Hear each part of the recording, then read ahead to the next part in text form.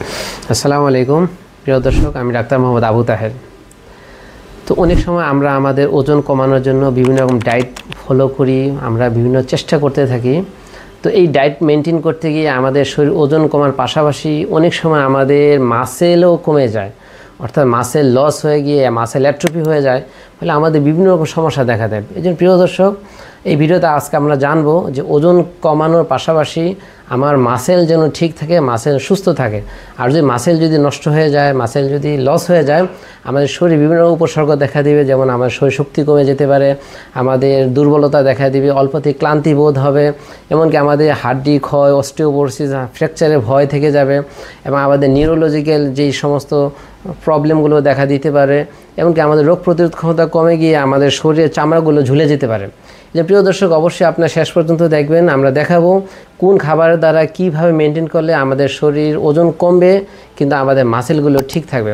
এই জন্য প্রিয় দর্শক, অবশ্যই আমাদের চ্যানেলটা সাবস্ক্রাইব করবেন। প্রিয় দর্শক, আমরা যখন ওজন কমানোর জন্য ডায়েট ফলো করি, আমাদের সুগার যে সমস্ত কার্বোহাইড্রেট খাবারগুলোকে আমরা বাদ দিয়ে আমাদের মেনটেন করি, আমাদের ওজন কমানোর জন্য এটা একটা গুরুত্বপূর্ণ। কিন্তু আমাদের খাদ্যকে যখন আমরা সেট করি, অনেক সময় আমাদের প্রোটিন এবং অন্যান্য খাবার যেটা শরীরের জন্য উপযোগী, আমার মাসেলের জন্য উপযোগী, সেটাকে আমরা অনেক সময় ভুলে যাই বা এটাকে আমরা বাদ দিয়ে দিই অজান্তে, ফলে আমাদের বিভিন্ন রকম ক্ষতির সম্মুখীন হতে হয়।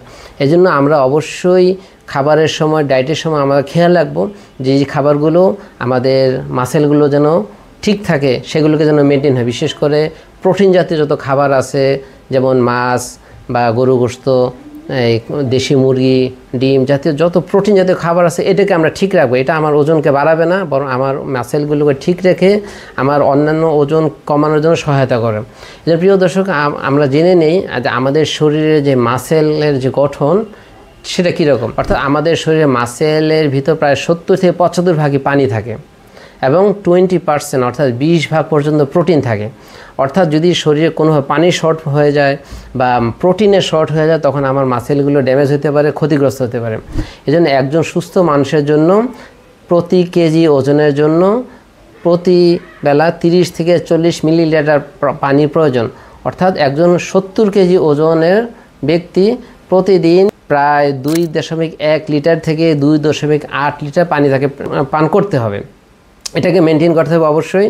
এবং আমাদের প্রোটিনের পরিমাণটা একজন সুস্থ মানুষের জন্য প্রোটিন প্রয়োজন হলো 1.4 থেকে 2 গ্রাম পর্যন্ত। এই জন্য প্রিয় দর্শক, একজন 70 কেজি ওজনের ব্যক্তির জন্য তার প্রোটিন প্রতিদিন সেবন করতে হবে 98 থেকে 140 গ্রাম পর্যন্ত। এই জন্য আমরা যখন ডায়েটকে মেনটেন করব, পানির পরিমাণটা ঠিক রাখার জন্য আমরা প্রায় 2 লিটার থেকে 3 লিটার পর্যন্ত পানি পান করব, এবং আমাদের প্রোটিনটাকে আমরা বাড়িয়ে, অর্থাৎ আমরা যেন প্রতিদিন কমসে কম 98 থেকে 140 গ্রাম পর্যন্ত আমাদের প্রোটিন হয়, সেটাকে আমরা মেনটেন করব। এই খাবারগুলোকে আমরা সাথে রাখবো। এই জন্য প্রিয় দর্শক, অবশ্যই আপনারা যারা ডায়েট করবেন, এগুলোকে মাথায় রেখে ডায়েট করবেন, এর দ্বারা কোনো ক্ষতিগ্রস্ত আমরা না হতে পারি।